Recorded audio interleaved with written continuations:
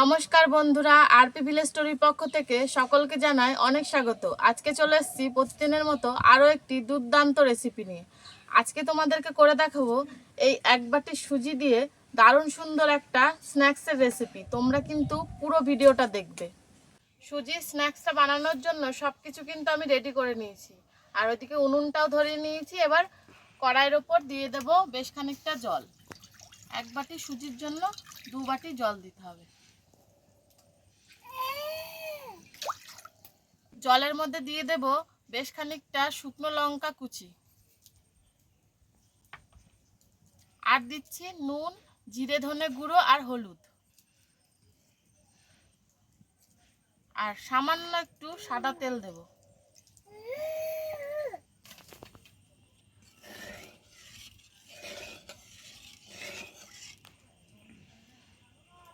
এবার জলের মধ্যে দিয়ে দেব 1 বাটি সুজি।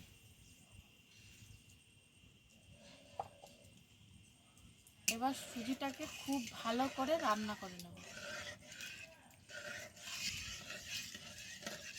সুজিটা রান্না করতে করতে কিন্তু বেশ ফুলে উঠেছে, আরও একটু শক্ত করে নেব। একদম রুটির ডো যেরকম করে সেরকম ডো করে নেব।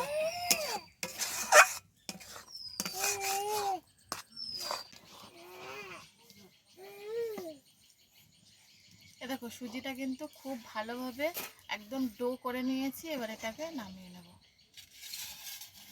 নামিয়ে কিন্তু এটাকে খুব ভালোভাবে আগে ঠান্ডা করে নিতে হবে।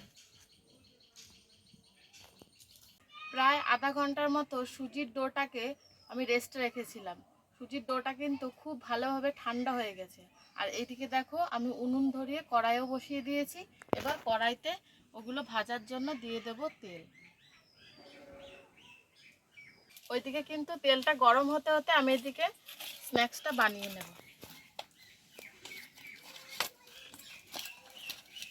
তাকে খুব ভালোভাবে একবার মেখে নিতে হবে।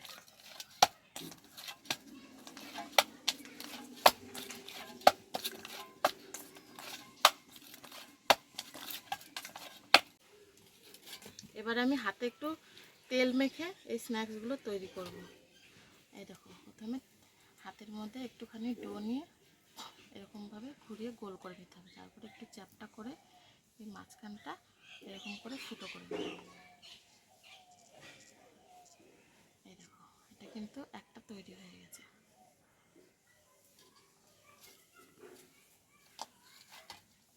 এবার বাকিগুলো ওই একইভাবেই তৈরি করব।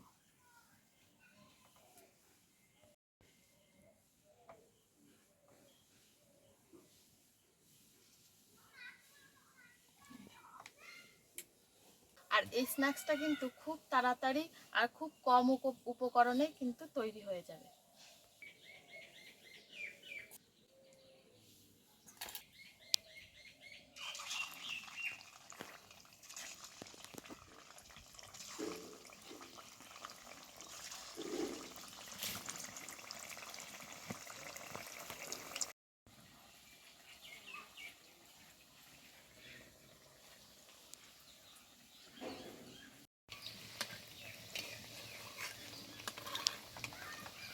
এগুলো দেখো একদিকটা ভাজা হয়ে এসেছে। এটাকে উল্টে দেবো।